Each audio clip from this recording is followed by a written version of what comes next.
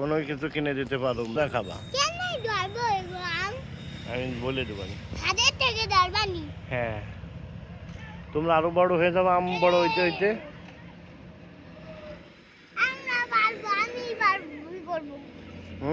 আমি এইটা ধরবো আর তুমি প্যাকেটে রাখবা।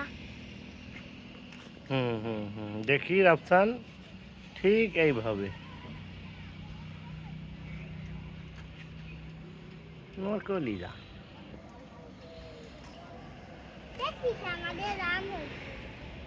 কত আম দেখছো, মাশাআল্লাহ বলো। আল্লাহ আলহামদুলিল্লাহ, আল্লাহ যে আম দেছে মানে বলতেছে তাতে আম হয়ে যাবে ইনশাআল্লাহ।